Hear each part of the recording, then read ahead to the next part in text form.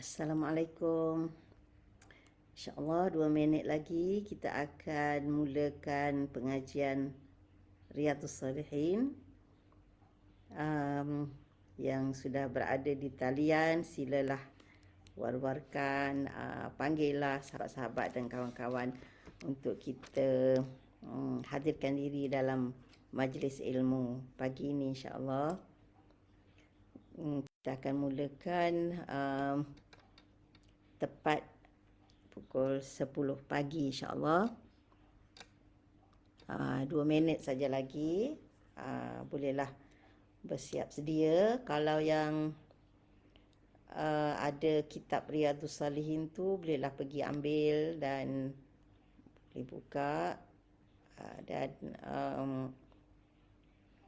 kalau teringat siapa-siapa yang mungkin lapang pada ketika ini, bolehlah panggil ya, supaya kita sama-sama dapat hadir ke majlis ilmu yang turut dihadiri oleh para malaikat dan mendoakan kita ya.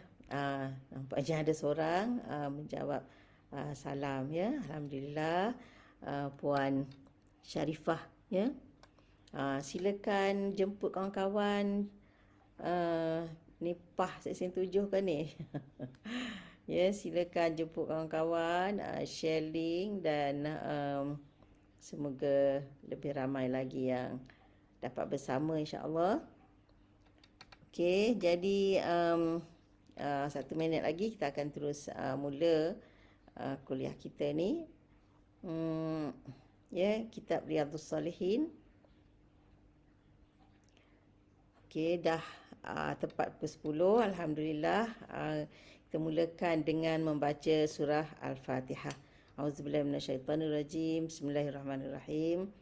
Alhamdulillahirabbil alamin. Arrahmanirrahim. Maliki yaumiddin. Iyyaka na'budu wa iyyaka nasta'in. Ihdinas siratal mustaqim. Siratal ladzina an'amta 'alaihim ghairil maghdubi 'alaihim waladdallin. Amin.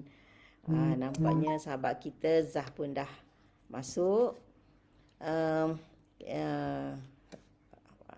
Waalaikumsalam. Fiza pun dah ada. Alhamdulillah Fiza. Panggil kawan-kawan. InsyaAllah hari ini kita akan sambung pengajian Riyadhus Salihin, yang mana pengajian ini adalah anjuran Masjid Batu 16 Rawang dengan kerjasama Pertubuhan Iklam Hulu Selangor, insyaAllah ya. Okey, jadi hari ini kita akan sambung bab Al-Yaqin wa Tawakkal. Bab Fil Yaqin wa Tawakkal. Jadi bab ini Imam An-Nawawi gabung dua perkataan ya, Al-Yaqin wa Tawakkal. Kalau bab-bab sebelum ni satu kan, bab ikhlas, bab taubah, bab sabar, bab apa lagi kita dah belajar, bab takwa. Jadi yang ini beliau gabungkan dua perkataan ya, iaitu satu perkataan yakin dan satu tawakal. Okey, jadi kita sebelum kita pergi seterusnya kepada hadis-hadis yang telah beliau pilih untuk dimasukkan dalam bab Al-Yaqin wa Tawakkal ni, kita cuba faham terlebih dahulu apakah maksud yakin dan apakah maksud tawakal ya, sebagaimana yang yang diterangkan oleh para ulama berdasarkan kepada nas-nas Al-Quran dan juga sunnah Rasulullah sallallahu alaihi wasallam.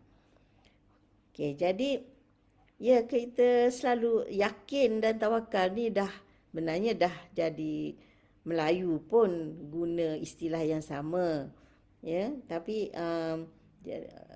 mungkin kadang-kadang kita pun lupa ianya berasal daripada perkataan Arab. Sebab dah jadi bahasa kita, betul tak? Jadi rasanya semua orang faham lah, kata yakin tu yakinlah kan. Jadi apa ditakrifkan Yakin ni ialah uh, pengetahuan atau ilmu yang tidak ada keraguan bersamanya. Tak ada ragu langsung, ya. Dalam istilah para ulama, dia kata kita iktikad sesuatu itu begini, bukan setakat kita yakin dianya begitu, tetapi kita yakin dia tak mungkin lain daripada tu. Kita tak mungkin lain daripada tu. Misalnya katalah ini sebatang pen. Jadi kita yakin ini pen dan dia tak mungkin cangkul. Itu maksud yakin. Kalau kata, kamu pegang cangkul tu. Tak, aku pegang pen. Cangkul, tak mungkin. Ini pen. Bukan cangkul. Itu maksud yakin tu. Maknanya kita tak ubah dah. Tak ubah pendirian kita. Kita yakin ianya begini dan ia tetap begini dan dia tidak akan berubah dan ia betul begini. Ada juga orang yakin sesuatu tu begini dan dia tak nak tukar dah, tapi apa yang dia yakin tu salah. Kan? Tapi yakin yang kita maksud di sini ialah kita yakin sesuatu itu begini dan dia tak akan berubah dan dia memang betul. Misalnya kita kata pen ni. Kita yakin ni pen dan dia tak mungkin cangkul dan memang betul pen. Kalau ada orang yakin ini adalah sudu dan dia tak mungkin garpu, tapi salah kan. Sudu memanglah tak mungkin garpu. Tapi ini bukan sudu, ini pen. Macam tu. Itu nak buat contoh yakin, ya. Jadi katakan orang bukan Islam, dia sembah berhala dan dia yakin berhala tu Tuhan. Tuhan. Dia yakin. Tak nak tukar dan nak sembah juga berhala tu. Tapi tak betul kan, keyakinan yang salah. Jadi maknanya sebab yakin ni kena berdasarkan kepada ilmu. Okey, dalam Quran dia ada sebut yakin ni dengan 3 peringkat, ya. 3. Contohnya kita baca surah At-Takatsur.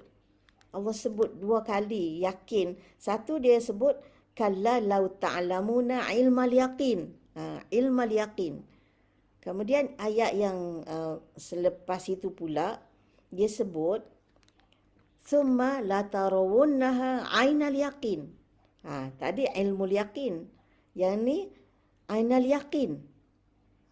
Apa beza tu ilmul yaqin dengan ainal yaqin? Dan dalam surah Al-Waqi'ah Allah sebut inna hadza lahwa haqqul yaqin. Haqqul yaqin. Jadi maknanya ada 3 istilah yang disebut dalam Al-Quran, iaitu ilmul yaqin, ainul yaqin dan haqqul yaqin. Apa beza antara 3 ni? Jadi Ibnu Qayyim dia buat satu contoh, ya, untuk memfahamkan kita perbezaan antara ilmul yaqin, ainul yaqin, haqqul yaqin. Dia buat contoh mudah. Dia kata sahabat kamu yang kamu tak ragu kejujurannya. Sahabat yang kita dah kenal dan kita tahu dia memang tak cakap bohong. Dia bagi tahu kamu dia ada madu. Dia ada madu. Kamu percaya tak? Percaya. Yakin memang betul lah dia ada madu tu. Sebab dia bagi tahu dan sifat dia memang tak bercakap bohong. Jadi bila dia bagi tahu kita dia ada madu, kita pun percaya. Yakin betul dia ada madu. Lepas tu dia datang rumah kita, dia bawa. Dia bawa madu tu dan kita pun tengok madu tu dia bawa. Ada beza tak dengan yang pertama dengan yang kedua? Yang pertama dia bagi tahu dia ada madu, kita percaya dah. Kemudian dia datang rumah kita, dia bawa madu. Tambah percaya ke tambah tak percaya? Lagi tambah percayalah kan. Lepas tu dia buka botol tu, ambil sesudu, bagi kita rasa. Kita pun rasa madu tu. Jadi 3 perkara tak, setiap satu tu ada perbezaan tak dari segi keyakinan kita. Jadi yang pertama tu Kita percaya dia bagi tahu, itu namanya, istilahnya ilmu yaqin. Ya, ilmu yakin. Maknanya tahu berasaskan ilmu yang disampaikan kepada kita. Sebab apa? Sebab kita yakin dia tak bohong. Kita dah percaya. Itu dia panggil ilmu yakin. Dia datang rumah kita, dia tunjuk madu tu. Kita tengok. Itu namanya ainul yakin. Maknanya kita yakin dengan sebab kita sendiri tengok. Oh betul ya, nampak madu tu depan mata. Jadi itu namanya ainul yakin. Lagi tak ragu. Sebab kalau ilmu tu kemungkinan tak betul pun ada. Walaupun kita dah tak ragu dah kebenaran cakap dia tu. Tapi kemungkinan masih ada sikit-sikit mungkin tak betul. Kemudian bila dia bagi kita rasa, dah rasa madu manis tu, itu maknanya hakul yakin, dah benar-benar yakinlah betul madu. Itu perbezaan antara ilmu yakin, ainul yakin dan hakul yakin. Jadi itu di bawah contoh mudah untuk kita faham. Jadi begitulah dengan agama ni. Contoh mati. Semua kita yakin mati itu, kita ilmu yakin, kita tahu setiap makhluk mesti mati. Sebab Allah pun sebut dalam Quran, kullu nafsin dha'iqatul maut. Tak ragu dah. Apa saja yang hidup mesti merasai mati. Berdasarkan Allah Subhanahu Wa Taala bagi tahu kita. Itu namanya ilmu yakin. Ainul yakin sebab kemudian kita tengok hari-hari berita kematian kan. Kita tengok, bukan saja tengok berita, malah kita menghadap orang yang hidup bersama dengan kita. Tengok dia rebah, habis. Tak ada dah, tak bergerak, tak apa. Itu ainul yakin. Kita tengok sendiri kematian itu berlaku dengan mata kepala. Bukan saja berdasarkan firman Allah ya Quran. Dan bila hakul yakinnya, bila kita sendiri rasa, kan? Bila kita sendiri rasa mati, rasalah hakul yakin tu. Sekarang ni kita tahap ainul yakin. Kalau ainul yakin tu kita tak bersedia lagi nak tunggu hakul yakin ni, tak ada peluang lah kan. Bila kita sendiri rasa mati tu, ada peluang ada peluang tak nak buat persiapan. Sepatutnya ilmu yakin tu kita dah bersedia, sebab Allah tak bagi. Kalau kata kiawan kita tu bagi tahu tu, ada kemungkinan lagi dia tak betul kan. Tapi kalau Allah sendiri yang bagi tahu, ada tak Allah tu nak menipu, nak bohong? Tak ada. Jadi bila Allah kata kullu nafsin dha'iqatul maut, tu kita kena yakin kita ni ada hidup dan kita pasti mati. Kemudian Allah tunjuk pula depan kita bukti. Tiap-tiap hari orang mati. Tiap-tiap hari. Kan? Dan termasuk orang yang dekat dengan kita sendiri. Yang kita saksikan dengan mata kepala kita kematian itu berlaku. Jadi kalau kita yang tu pun tak mendorong kita untuk membuat persiapan menghadapi kematian tu, nak tunggu hakul yakin, nak mati betul-betul, masa tu dah tak ada peluang lah. Tak ada peluang. Tak boleh dah nak undur kan. Tak boleh reverse dah. Nak minta satu saat dia tak boleh kan. فَإِذَا جَاءَ أَجَلُهُمْ لَا يَسْتَأْخِرُونَ سَاعَةً وَلَا يَسْتَقْدِمُونَ. Bila tiba ajal, mereka tak boleh minta lewat satu saat je tak boleh. Satu detik pun tak boleh. Lewat tak boleh. Nak cepat pun tak boleh. Kan, ya Allah, cepat-cepatlah datang kematian ni. Aku dah boring dah. Hidup ni tak tahu nak buat apa dah. Tak boleh. Nak minta cepat sikit pun tak boleh. Orang kata tu ada orang bunuh diri tu. Yang bunuh diri tu mati tu sebab memang dah ajal dia sebenarnya. Kalau dia tak bunuh diri pun dia mati juga masa tu. Tapi dia pilih cara nak mati bunuh diri, dia matilah. Ada orang dah bunuh diri makan ubat ke terjun, tak mati juga kan. Sebab belum ajal. Yang mati itu sebenarnya ajal. Tapi sebab itu Allah suruh kita pilih. Wala tamutunna illa wa antum muslimun. Jangan mati kecuali dalam keadaan muslim. Jadi maknanya Allah suruh pilih. Kita nak mati dalam keadaan apa? Ha. Macam mana nak pilih? Bila Allah suruh tu, bila Allah perintah. Sebab Allah dia tak perintah benda yang mustahil. Ini kaedah usul fiqh. Kan? La taklif bil muhal.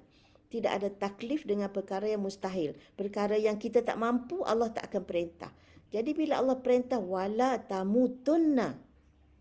Jangan sekali-kali kamu mati. Itu Allah larang. Perintah jangan buat. Ya, wala tamutunna. Jangan sekali-kali kamu mati. Illa wa antum muslimun. Kecuali dalam keadaan kamu muslim. Muslim, Islam. Jadi, macam mana? Kita tak tahu ajal kita bila nak datang. Itulah yang kita kena jaga supaya jangan keluar dari Islam. Kena sentiasa pelihara keislaman kita. Pelihara Islam kita, iman kita sepanjang masa. Setiap detik, setiap saat, waktu tidur, waktu jaga. Tidur nak jaga macam mana tak sedar. Maknanya sebelum tidur tu mengucaplah. Kan? Mengucap sebelum tidur. La ilaha illallah. Asyhadu an la ilaha illallah. Wa asyhadu anna Muhammadar Rasulullah. Jadi sebelum tidur kita mengucap. Kalau maut datang waktu tidur pun, kita mati dalam Islam lah insya-Allah. Jadi maknanya kita kena pilih. Kita kena usaha nak mati dalam Islam. Macam mana cara? Maknanya sentiasa menjaga keislaman kita. Jangan sekali-kali cuba untuk keluar dari Islam ataupun untuk melakukan perkara yang dilarang oleh Islam. Sebab kadang-kadang ada perkataan, perbuatan yang secara tak langsung menjadikan Islam kita terbatal. Kita tak sedar. Ini penting kita kena tahu perkara-perkara yang boleh membatalkan iman dan Islam kita. Jadi Allah larang. Wala tamutunna, jangan mati. Illa wa antum muslimun. Kecuali dalam keadaan kamu muslim. Jadi jangan kata, betul macam mana kita tak tahu nak mati bila. Memang tak tahu nak mati bila. Sebab itu kita sentiasa kena jaga. Kena pelihara. Kena sentiasa pastikan iman kita sejahtera. Jadi kalau selepas kita bercakap-cakap tu, habis je cakap, kita akhirkan dengan syahadah kan. Subhanakallahumma wa bihamdik asyhadu an la ilaha illa anta astaghfiruka wa atubu ilaik. Itu selalu kita baca tasbih kafarah, penutup majlis. Sebenarnya bukan saja nak tutup majlis yang ramai, kita seorang-seorang pun kita habis buat satu kerja, kita tutup dengan subhanakallahumma wa bihamdik asyhadu an la ilaha illa anta asyhadu an la ilaha illa anta astaghfiruka wa atubu ilaik. Jadi lepas tu kalau nak senyap nak apa ke, kita dah akhir kalam kita tu dengan syahadah kita. Itu yakin, ni catat. Ada 3 peringkat, 3 peringkat. Ilmul yaqin, ainul yaqin dan haqqul yaqin. Jadi istilah-istilah ini semuanya ada dalam Al-Quran, Ainul yaqin dengan ilmul yaqin dalam surah At-Takatsur, dan haqqul yaqin ada dalam surah Al-Waqiah, ayat 95. Baru ni alhamdulillah ramai yang beli e-book Al-Waqiah daripada Ustazah kan. Siapa yang belum dapatkan e-book tu, boleh dapatkan insya-Allah, promo sikitlah. Tapi untuk apa? Untuk manfaat kita bersama insya-Allah, boleh WhatsApp dengan apa, bagi nombor handphone dengan email, insya-Allah akan dihantar kepada email ataupun handphone anda, insya-Allah. Okey, jadi itu makna al-yaqin dan tawakal. Wat tawakal. Tawakal digabungkan dengan yakin. Agak yakin Jadi yakin ni tak apa tadi, kita yakin sesuatu itu begitu dan tak mungkin lain daripada itu dan ianya benar. Jadi dalam konteks ini apa yang nak ditekankan ialah yakin kepada Allah Subhanahu Wa Taala yang Maha Esa, yang Maha Kuasa, yang memiliki segala sifat-sifat kesempurnaan, dan tiada lagi Tuhan selain daripada Allah Subhanahu Wa Taala, ya, yang memiliki sifat-sifat yang sedemikian. Itulah yakin yang dituntut daripada kita. Maknanya kita hanya yakin Allah sahaja Tuhan kita dan Allah Maha Kaya, Allah Maha Kuasa, Allah Maha Pengasih, Maha Penyayang, Maha Pengampun. Segala sifat-sifat sempurna yang dimiliki oleh Allah Subhanahu Wa Taala kita yakin dan tidak boleh lain daripada itu. Ya, Allah Maha Kuasa, tak mungkin Allah lemah. Allah Maha Kaya, tak mungkin Allah fakir. Allah Maha Pengasih, tak mungkin Allah mempunyai sifat membenci. Ada ya. Allah Allah pengasih dan Allah juga benci ya. Sebab Allah pun sebut la yuhibbu, Allah tak suka. Jadi pada Allah juga ada sifat tak suka. Tapi tak suka ni tak suka kerana dia sayang kepada hamba dia tu. Tak suka orang yang zalim. Sebab dia nak supaya kita mengelak diri daripada kezaliman. Supaya kita jadi orang yang disayanginya. Kan ada juga sifat tak suka. Tapi tak suka tu bukan asal dia. Tapi tak suka tu kerana sifat makhluk yang dia tak suka. Okey. Jadi bila dah yakin Allah itu Esa, Allah itu Maha Kuasa, Allah itu Maha Penyayang, Allah itu Maha Pengampun, maka lahirlah sifat at-tawakal. Tawakal. Maknanya kalau kita dah yakin Allah itu Maha Kuasa, maknanya berserah diri pada Allah lah. Jadi apa makna tawakal ni? Macam-macam lah takrif yang diberi. Antaranya maknanya kita keluar daripada daya upaya kita, hanya menyerah diri sepenuhnya kepada Allah Subhanahu Wa Taala. Maknanya kemudian kita hanya yakin dan percaya kepada ilmu dia semata-mata, kepada ketentuan dia semata-mata dan tidak bergantung kecuali kepadanya. Dan kata segolongan ulama, dan menurut Al-Qadhi Iyad, dia kata ini adalah pendapat berjumhur ulama. Apa makna tawakal tu? Iaitu yakin dengan Allah, yakin kepada Allah dan yakin bahawa ketentuannya mesti terlaksana. Kalau Allah dah tentukan hari ini kita mati, mesti mati. Itu maknanya. Kita yakin Allah itu Maha Kuasa dan kita yakin apa yang Allah tentukan pasti jadi. Pasti berlaku. Pasti terlaksana. Dan bukan setakat itu.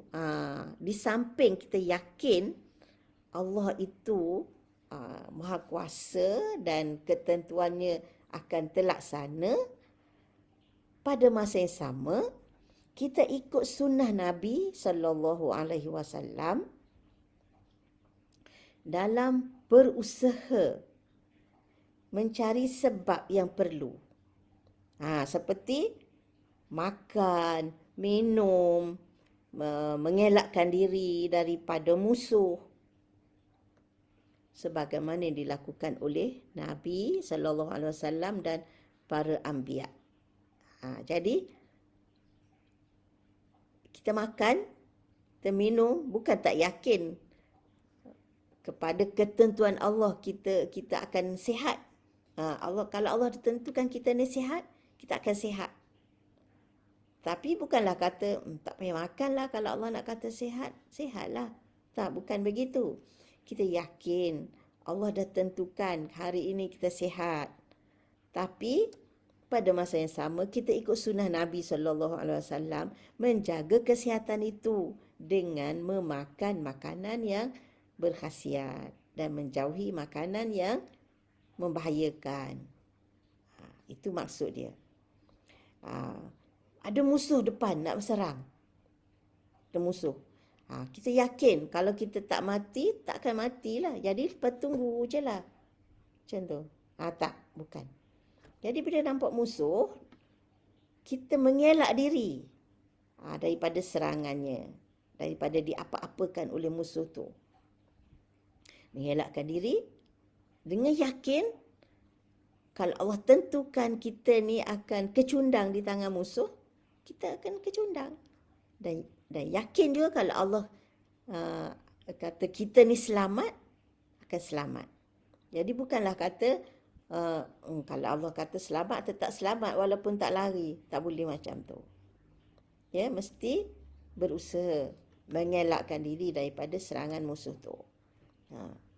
Macam ya, sekarang kan musuh yang ganas sedang menyerang sekarang, virus COVID-19 lah kan. Entah macam-macam varian ya, Delta ke apa benda kan. Jadi kita anggap ini adalah wabak ini musuh kehidupan sebab dia boleh mengancam kesihatan kita, mengancam nyawa kita. Jadi adakah kita tak payah buat persiapan apa-apa? Kita kata kalau Allah dah takdirkan kita kenalah. Jadi tak payahlah kita pergi je lah, tak payah pakai pelitup muka, tak payah jumpa orang nak salam lah, nak peluk lah. Kan tak payah ambil vaksin lah. Kalau Allah kata nak kenalah juga. Bukan begitu. Kan? Jadi bertawakal kepada Allah, yakin bahawa kita hanya akan dijangkiti penyakit tu dengan izin Allah Subhanahu Wa Taala. Kalau Allah tak izin, dia tidak akan menjangkiti kita. Kita yakin begitu. Pun begitu, walaupun kita yakin begitu, pada masa yang sama Rasulullah sallallahu alaihi wasallam mengajar kita supaya mengambil sebab-sebab keselamatan dan mengelak sebab-sebab kemudaratan. Jadi bagaimana nak mengawal diri daripada dijangkiti itu? Itu kita boleh ambil berdasarkan kepada nasihat pakar yang kenal. Kita nak mengelakkan diri daripada sesuatu serangan musuh tu, kita kena tahu sifat-sifat musuh tu. Jadi siapa yang tahu sifat musuh tu? Orang yang pakar lah tentang musuh tu. Kan? Orang kata kita apa saja jenis musuh, kita nak lawan dia, kita kena tahu kepakaran dia, kemahiran dia, cara dia serang kita. Barulah kita boleh mempertahankan diri dengan cara yang betul. Kalau kita tak tahu dia serang macam mana, kepakaran dia setakat mana, macam mana kita nak mempertahankan diri kita? Kita pertahankan diri dengan cara ni, rupanya dia tak serang kot situ, dia serang kot lain rupanya. Kecundanglah kita. Jadi maknanya musuh zahir ni Allah serah pada akal manusia untuk mencari jalan, mengelakkan diri daripada serangan luar, musuh lahir yang kita boleh nampak, yang kita boleh faham, yang kita boleh cari sebab-sebab dia, keadaan dia. Tapi ada musuh yang tak nyata, yang kita tak nampak. Innahum yang kita tak nampak tapi dia nampak kita. Iaitu siapa? Iblis dan kuncu-kuncunya. Min haitsula tarawnahum. Dia kata, mereka melihat kamu sedangkan kamu tak tengok mereka, tak lihat mereka. Kita tak nampak. Iblis satu je lah kan, ketua dia kan. Dan kuncu-kuncu dia, syaitan-syaitan tu. Kita nampak dan kita tak tahu cara mereka, taktik mereka, teknik mereka, pendekatan mereka. Kita tak tahu dan tak nampak bila mereka nak serang kita. Jadi musuh yang kita tak nampak ni, Allah bagi kita senjata. Kan? Allah bagi kita senjata, apa dia? Qul a'udzu birabbin nas, malikin nas, ilahin nas, min syarril waswasil khannas, alladzi yuwaswisu fi sudurin nas minal jinnati wan nas. Jadi musuh syaitan ni, iblis yang kita tak nampak ni, Allah suruh kita minta perlindungan dengan dia. Dia yang tahu cara syaitan tu nak hasut kita. Dia yang tahu bila syaitan nak serang kita. Dia yang tahu di mana kelemahan syaitan. Dan dia tahu bagaimana syaitan tak berjaya menguasai kita. Fa imma yanzaghannaka minasyaitani nazghun fasta'iz billah. Ayat-ayat yang suruh kita minta lindung dengan Allah.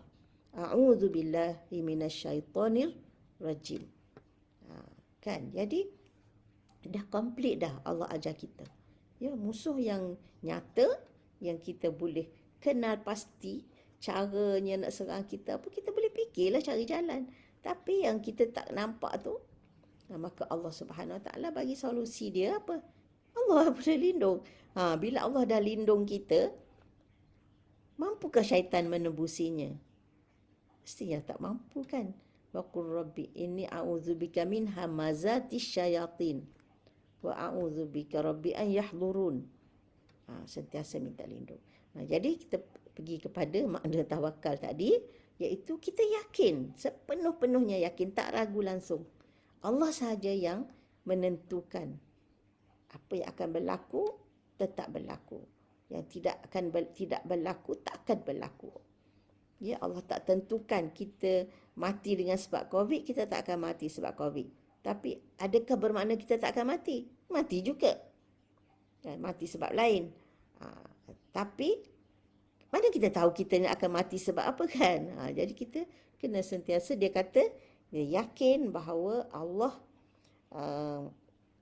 menentukan sesuatu dan apa yang Allah tentukan pasti berlaku, dan pada masa yang sama ikut sunnah Nabi SAW dan para anbiya berusaha mengambil sebab. Tak kisahlah, sebab untuk selamat, kan? Sebab untuk berjaya, sebab untuk dapat anak, sebab untuk apa-apalah semua. Okey, yang penting ambil sebab. Jadi tawakal tidak bermakna duduk saja-saja, tunggu je apa yang berlaku, dengan yakin bahawa apa yang Allah tentukan itu pasti berlaku. Okey. Okey. Itu pengertian yakin dan tawakal. Ni ada orang bagi ayatnya. Qul la yusibana illa ma kataballahu lana huwa maulana. Kan?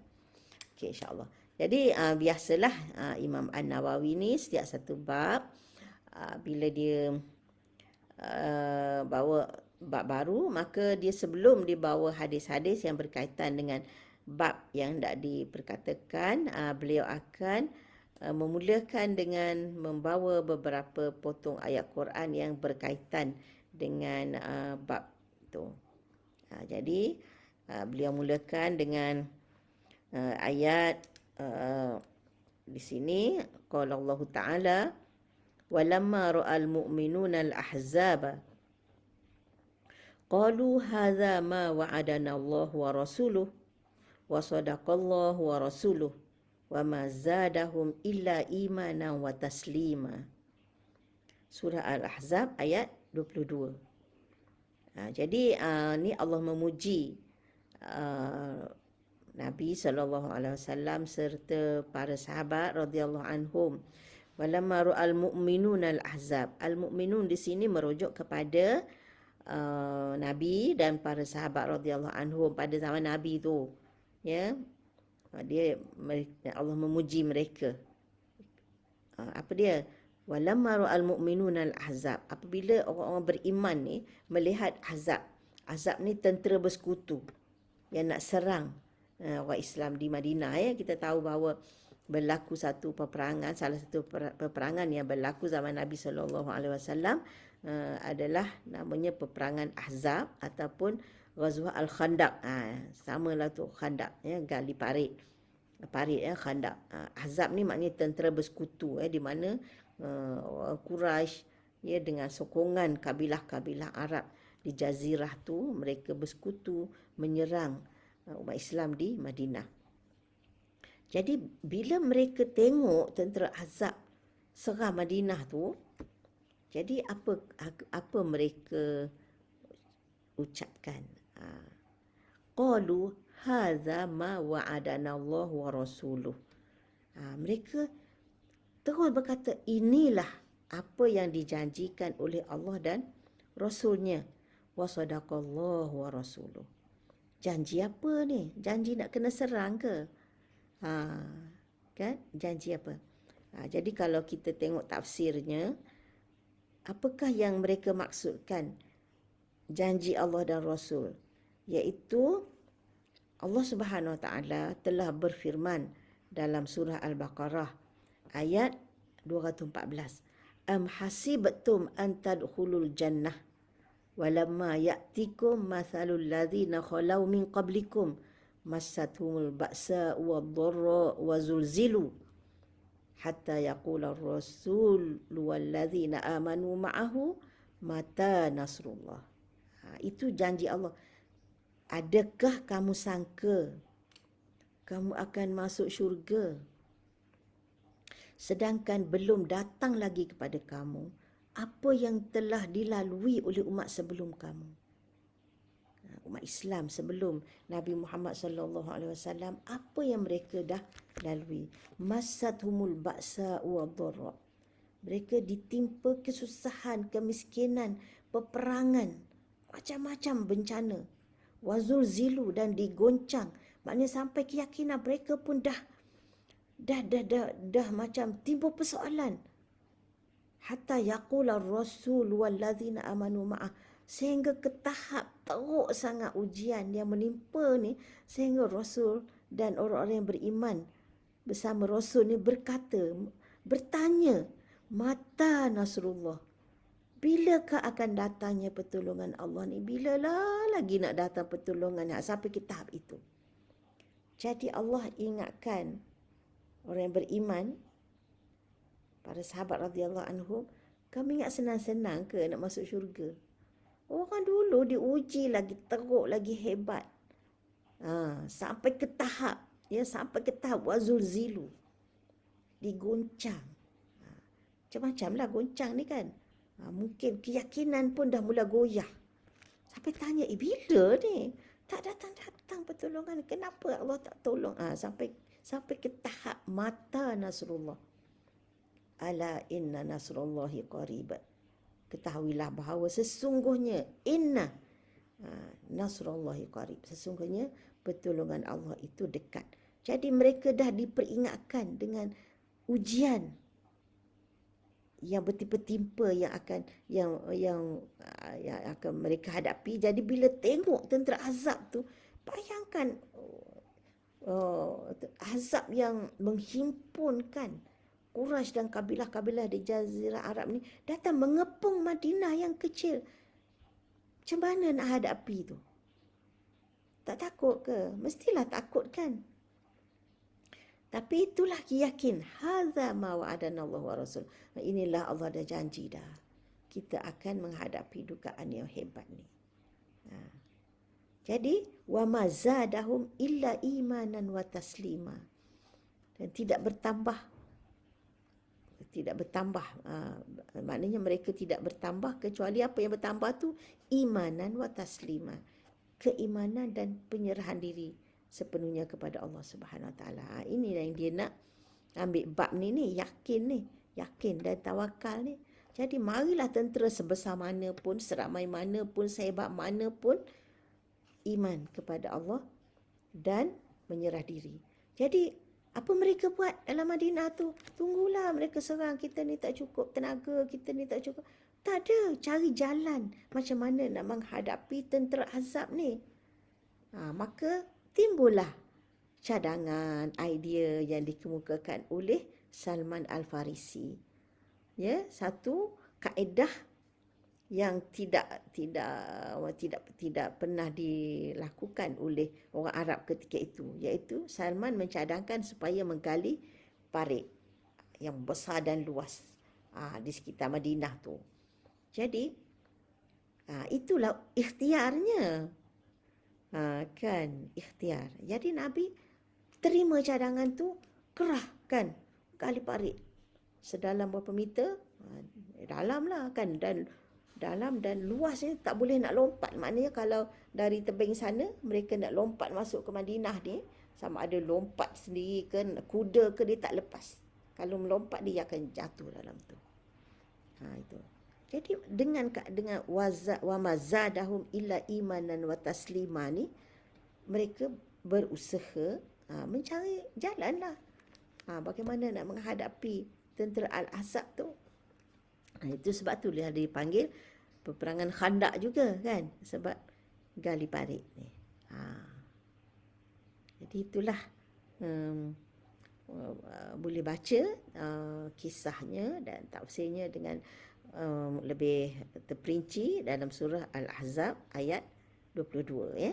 Jadi Imam An-Nawawi petik ayat ini untuk menyokong bab yakin dan tawakal ini, ya, di mana umat Islam pernah diserang oleh tentera Ahzab dan serangan itu tidak melemahkan mereka. Tak ada kata alah habislah kita, janganlah kita nak lawan ni apa, tak ada kan. Ataupun tidak juga kita yakin Allah akan tolong, Allah selamatkan kita, tak juga begitu kan. Yakin dan percaya kepada pertolongan Allah Subhanahu Wa Taala dengan berusaha memikirkan cara untuk menghadapinya. Jadi itu timbullah, caranya adalah menggali parit. Sekeliling Madinah tu cuma ada satu bahagian lah kan, sebab bahagian tu dia ada kebun Yahudi ke apa, di mana mereka tak boleh masuk lah ikut bahagian tu. Jadi sejauh berapa km itu kena rujuk balik lah kan, dan sedalam mana parit yang digali itu. Ya. Okey, itu ayat pertama yang dibawa oleh Imam An-Nawawi. Ayat yang kedua, wa qala ta'ala allazina qala lahumun nas innan nasa qad jama'u lakum fakhshawhum fazadahum imana wa qalu hasbunallahu wa ni'mal wakil fanqalabu bi ni'matin minallahi wa fadlin lam yamsashum su' wattaba'u ridwanallah wallahu dzu fadlin azim. Surah Ali Imran ayat 137. Ayat 173. Ya, 173. Jadi ini pun kisah para sahabat radhiyallahu anhum bersama Rasulullah sallallahu alaihi wasallam juga. Dikata orang-orang yang manusia berkata kepada mereka, sesungguhnya qala lahumun nas, maknanya ini manusia, oranglah, ya. Innan nasa qad jama'u lakum, sesungguhnya manusia telah menghimpunkan bala tentera untuk menyerang kamu. Fakhshawhum, maka takutlah mereka, takutlah kepada manusia tu.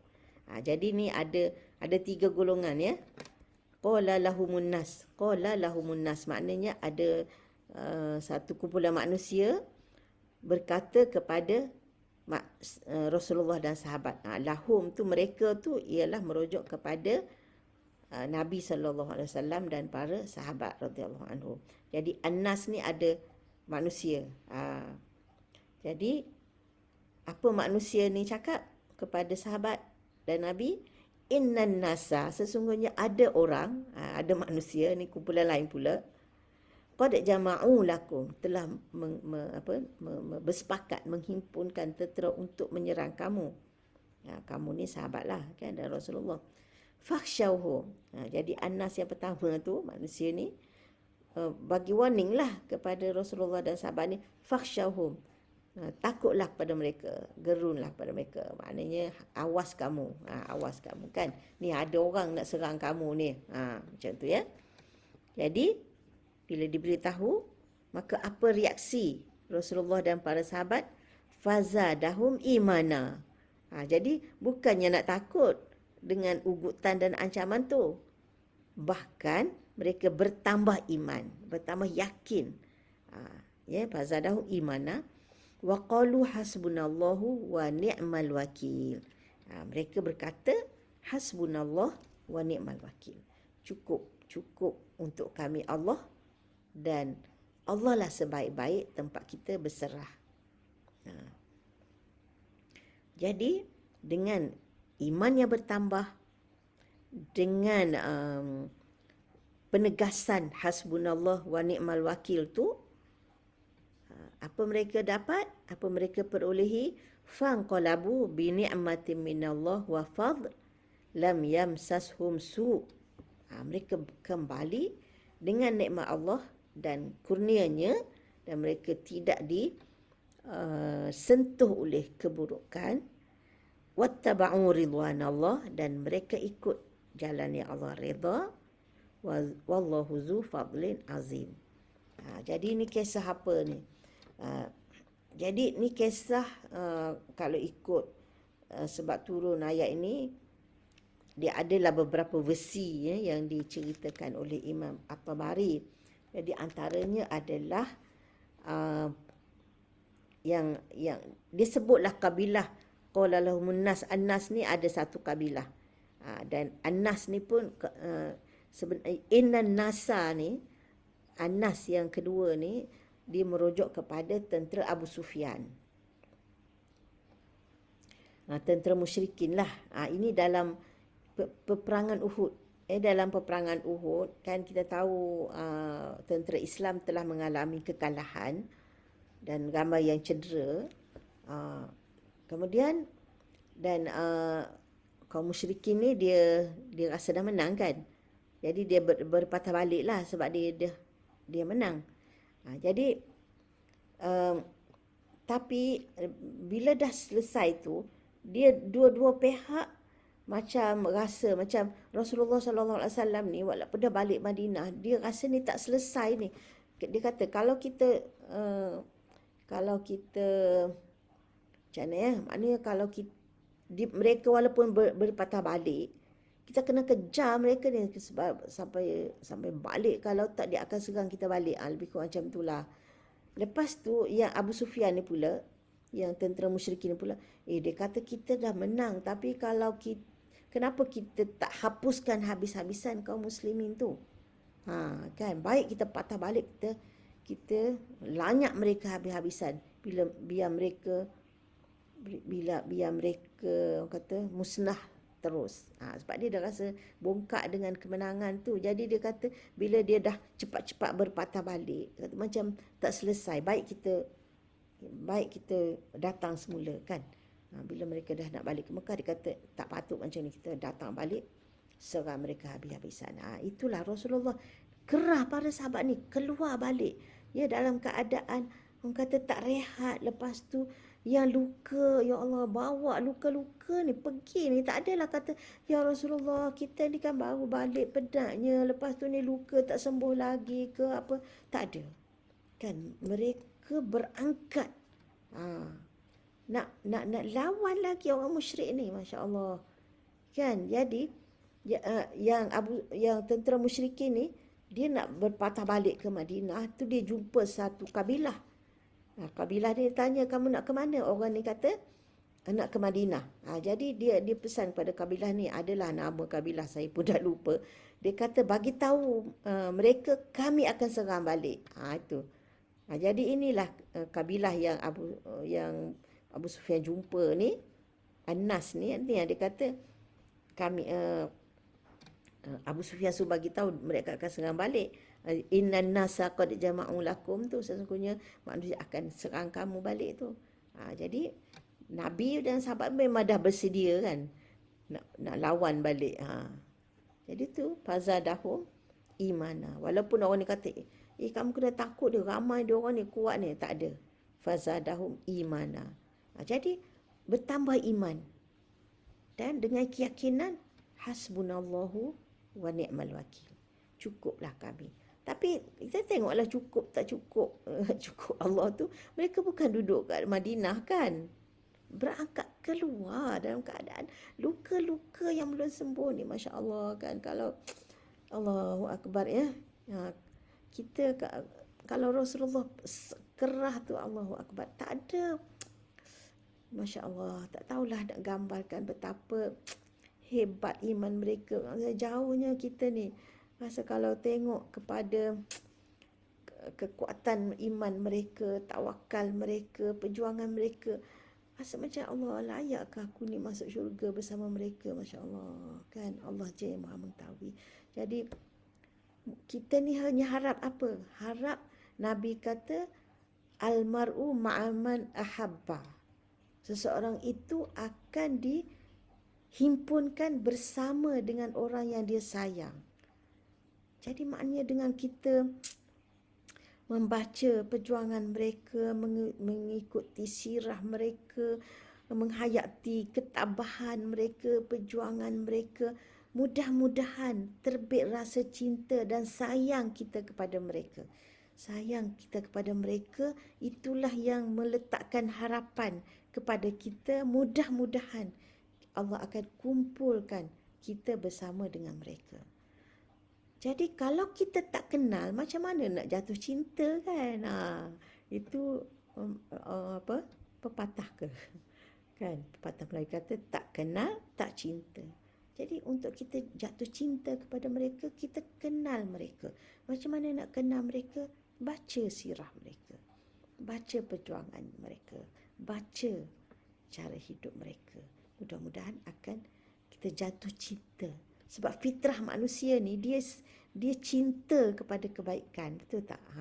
Dia suka kepada kebaikan tu. Jadi kita baca banyak kebaikan-kebaikan mereka. Mudah-mudahan hati kita cinta kepada mereka. Dengan kecintaan itu kita harap mudah-mudahan Allah himpunkan kita dengan mereka, walaupun memang perjuangan kita tak sehebat mereka. Ya. Jadi ni kita boleh ambil satu pengajaran. Kita doa ni ya, hasbunallahu wa ni'mal wakil. Ini penting untuk kita amalkan. Jadi kita banyak bertembung dengan dugaan dan cabaran. Jadi ini satu doa yang memang Allah dah rakamkan dalam kitab suci ni. Hasbunallahu wa ni'mal wakil. Jadi selalu kita, bila kita berdepan dengan suasana yang kita takut, ya, berdepan dengan suasana yang menggerunkan kita, di samping kita ikhtiar mencari jalan untuk mengatasinya, jangan kita lupa untuk melafazkan doa ini, hasbunallahu wa ni'mal wakil. Tapi ungkapan ini bukan duduk saja ya, tapi sebagaimana dicontohi oleh Nabi SAW dan para sahabat radhiyallahu anhum, mereka berikhtiar, mereka mencari jalan, mereka berusaha ya, melakukan sebab-sebab keselamatan itu. Jadi dalam keadaan itu tetap yakin bahawa Allah yang akan membantu. Ya, hasbunallahu wa ni'mal wakil. Hasbunallahu wa ni'mal wakil.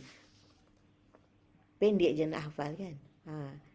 Dua rangkap je. Hasbunallah wa ni'mal wakil.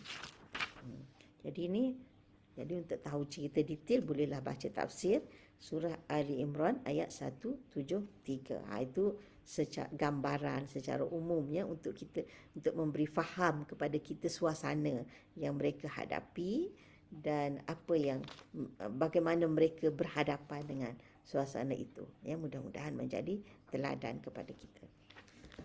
Okey, ayat seterusnya, wa tawakkal 'alal hayyil ladzi la yamut. Dan bertawakkallah kepada Tuhan yang Maha Hidup yang tidak mati. Jadi kalau kita bergantung, berserah diri kepada sesuatu yang mati, macam mana dia nak tolong kita?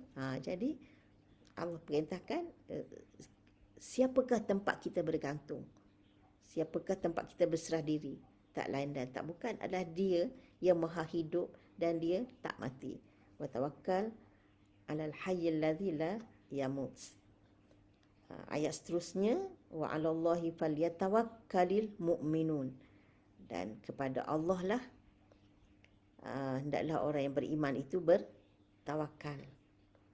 Dan ayat lain, fa iza azamta fatawakkal 'ala Allah. Fa iza azamta fatawakkal 'ala Allah. Apabila kamu telah berazam, membuat keputusan. Jadi sebelum azam ni, Allah sebut tentang mesyuarat. Wasyawirhum fil amri.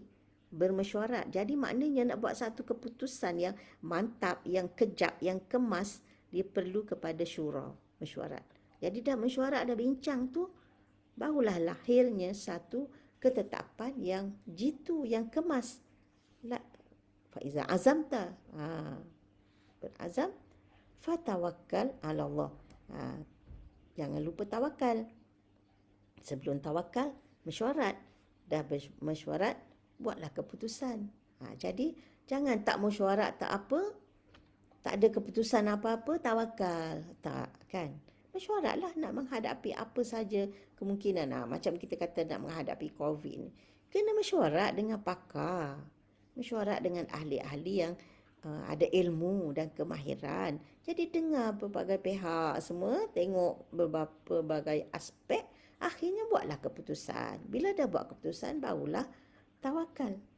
Faiza azabta fatawakkal ala Allah. Okey. Ni pun banyak lagi lah dia kata ayat-ayat lain. Dan wa may yatawakkal ala Allah fahuwa hasbuh. Ini janji Allah. Ya, siapa yang bertawakal kepada Allah, maka cukup Allah untuknya. Maknanya bila dah bertawakal kepada Allah tu, jangan ragu lagi. Allah pasti akan pelihara. Allah pasti akan jaga. Tapi Allah pelihara, Allah jaga tu, Allah beri solusi penyelesaian tu dengan cara yang dia tahulah.